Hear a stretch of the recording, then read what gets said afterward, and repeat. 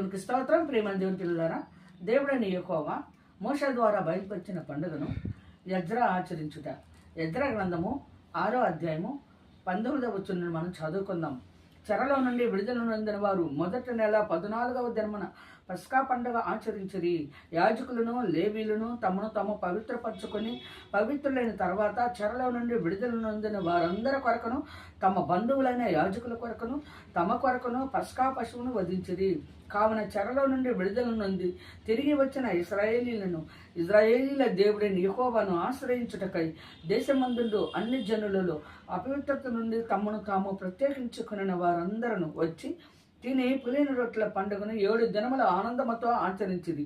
ఏలయనగా ఇజ్రాయేలీల దేవుని మందిరపు పని విషయమై వారి చేతులను బలపరచుటకు యెహోవా అష్షూరు రాజు హృదయమును వారి వైపుకు త్రిప్పి వారిని సంతోషింపచేసెను.